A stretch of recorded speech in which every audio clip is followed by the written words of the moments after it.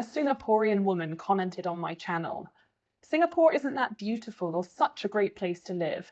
It only looks that way to you as a foreigner." So let me return her words to another Singaporean viewer. Hot springs, luxury shopping, beautiful women, that's just entertainment for the top 1%. For the other 99% of ordinary people, many may never experience it even once in their lifetime. Sad, isn't it? Truly sad.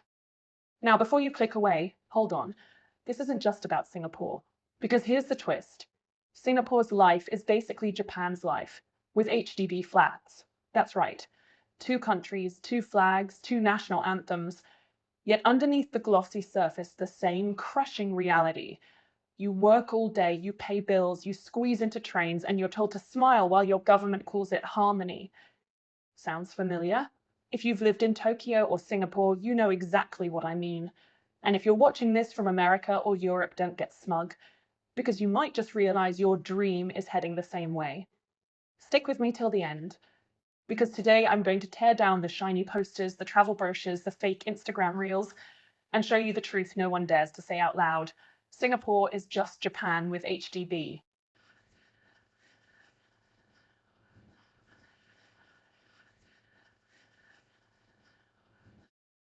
First of all, let me be clear. I have absolutely no intention of ignoring Singapore. None. In fact, I respect Singapore. I've praised its efficiency, its safety, even its world-class airport more times than I can count.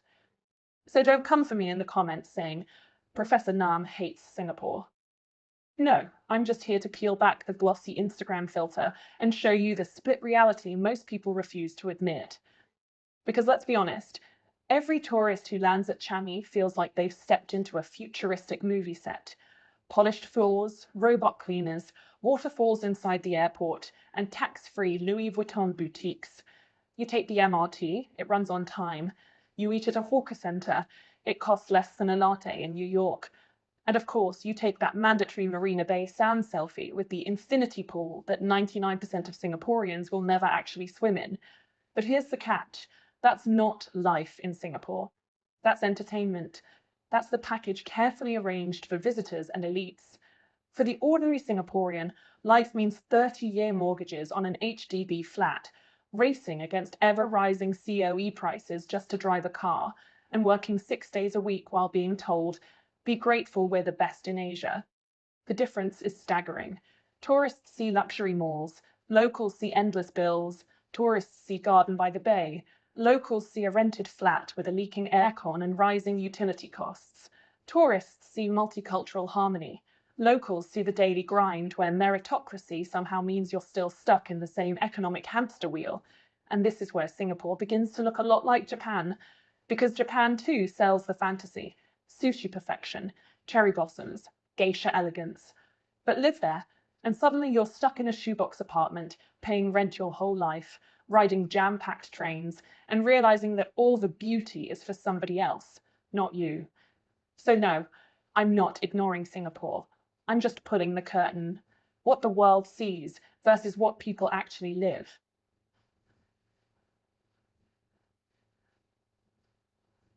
Now, let's talk about the famous HDB, the pride of Singapore, the so-called miracle of public housing. Every documentary, every policymaker visiting from abroad, they all drool over it. Wow, 80% of Singaporeans own their homes. Sounds like paradise, right? Except, let's scratch the surface. Because when you step inside, you realize, congratulations, you own a shoebox with walls thin enough to hear your neighbor frying garlic at 2 a.m. Yes, it's cleaner than Hong Kong cage homes, but let's not pretend it's a castle. For 30 years, you're paying monthly installments, praying that the lift doesn't break, and being reminded at every turn that, guess what? This flat isn't really yours. It's leased land. In 99 years, poof, back to the state. Now compare that to Japan. Sounds familiar? Tokyo doesn't have HDB, but it has its own brand of misery. Endless tiny apartments stacked like Lego bricks, with bathrooms so small you can brush your teeth while sitting on the toilet. The only difference? In Japan, you're renting forever, because housing prices never quite make sense. In Singapore, they trick you into thinking you own it. In Tokyo, they don't even bother. They just hand you the key to your rabbit cage and say, ganbate. And here's the cruel comedy. Both societies treat this like a badge of honor. In Singapore, families gather around the dinner table and brag, "We got a 4-room BTO in Punggol," as if they just bought Buckingham Palace. In Tokyo, people boast, "I live within 30 minutes of Shinjuku." Translation, "I pay my soul in rent for a box slightly larger than a coffin." So what's the truth? Whether it's an HDB flat or a Japanese mansion, life for the ordinary citizen is the same. You spend your best years working to pay for walls that are barely yours, while governments parade your sacrifice as a national success. This is why I call Singapore Japan with HDB. Different architecture, same illusion.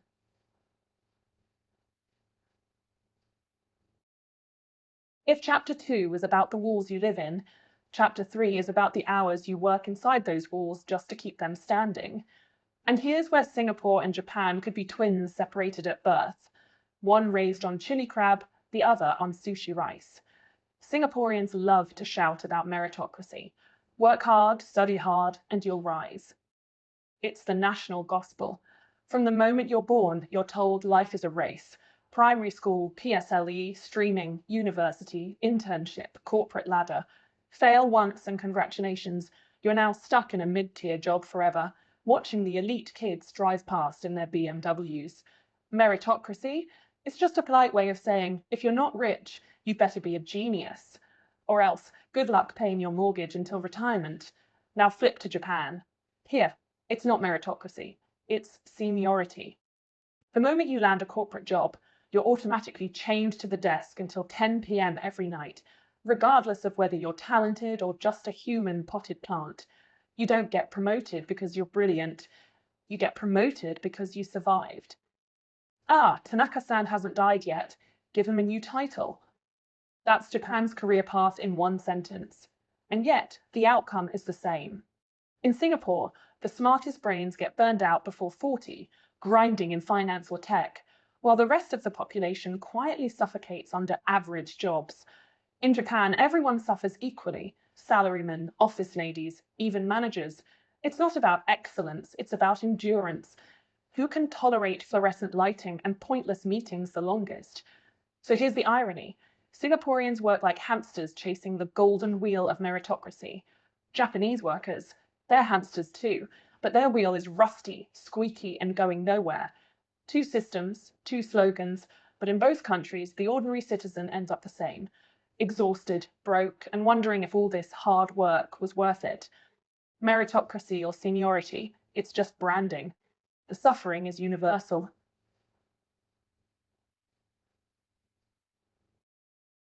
When people think of Japan, they picture two things: karaoke bars and steaming hot springs. You know the cliche, salarymen belting out "My heart will go on" after 5 beers, or geishas soaking gracefully in a perfectly curated onsen with Mount Fuji in the background. That's the Japan you see on travel brochures. The Japan Netflix shows keep romanticizing.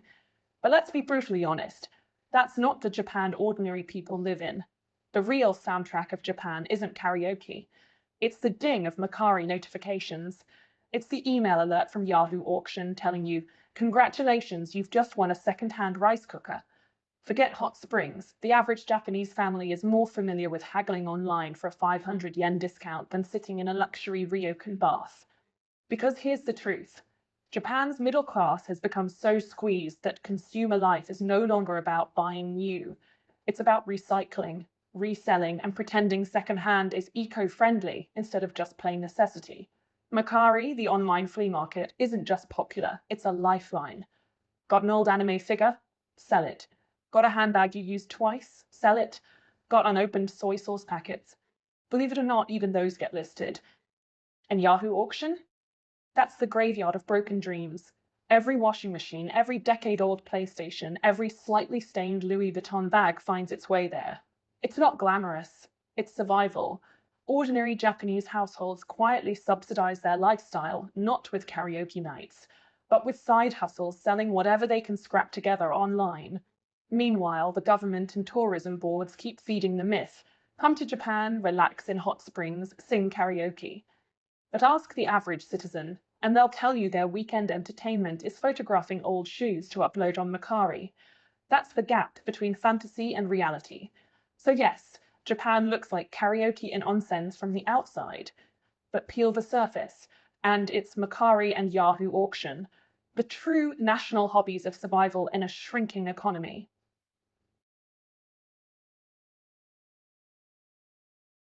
Now let's flip the lens back to Singapore, because just as Japan isn't really karaoke and hot springs, Singapore isn't really Marina Bay Sands, Sentosa, or Formula One weekend. That's the glossy postcard image, designed for tourists, influencers, and the handful of locals rich enough to pretend they live like crazy rich Asians. The truth? Real life in Singapore looks a lot less like sipping cocktails at CE Levy, and a lot more like squeezing through Sheng Siong with a plastic basket, hunting for discount prawns before the auntie in front of you grabs them all. It's about calculating whether to buy cabbage this week or wait until the price drops after the weekend rush. Grocery shopping is the real national sport. Forget football. And when it comes to lifestyle, forget Gucci at Orchard Road. The true marketplace of Singapore is carousel. Need a phone? Buy it secondhand from a stranger who swears it's 99% new, only used for 1 month. Want a couch? Someone's selling theirs for $50, but you'll need to carry it down 10 floors yourself. In Singapore, carousel isn't just an app. It's practically a survival tool where everything from old textbooks to half-used makeup gets a second life. Yet the government, the media, the influencers, they keep selling the illusion. Marina Bay Sands infinity pool, Sentosa beach clubs, Orchard Road shopping. But ask any ordinary Singaporean, and their weekend looks more like rushing to Sheng Siong before closing time, then scrolling carousel to see if they can score a second-hand stroller for the baby. So here's the brutal honesty. Japan has Mercari and Yahoo auction. Singapore has Sheng Siong and carousel. Different names, same reality. Two countries built on shiny fantasies, while their citizens quietly survive on discount groceries and second-hand goods. That's not the tourist brochure, but it's the truth.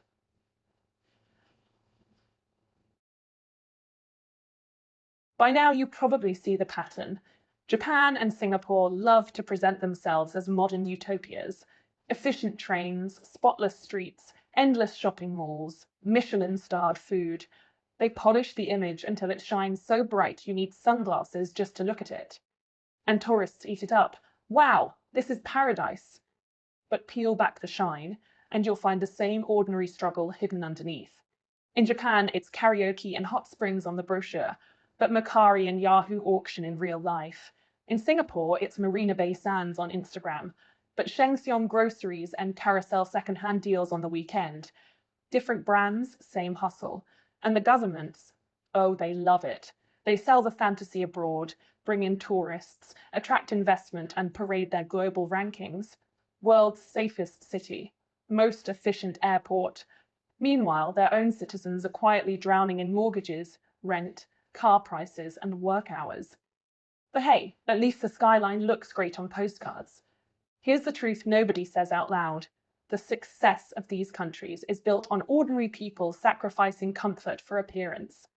Harmony, order, safety, they all come at the cost of working yourself to the bone while pretending that second-hand living is a lifestyle choice, not a necessity. And that's why I say Singapore is just Japan with HDB. It's the same system, repackaged. A life where glamour exists, but mostly for the 1%, where tourists live the fantasy and citizens live the bill.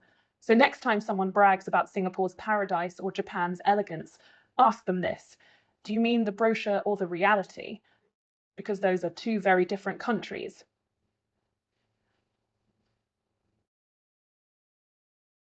So here we are. Two countries, two shiny facades, Japan and Singapore.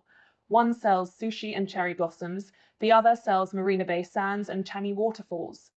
Both look like paradise. Until you live there. Then you realize paradise is just another word for mortgage plus overtime. And don't get me wrong, I'm not saying life in either place is unlivable. They're safe, efficient, comfortable. But that's exactly the trap.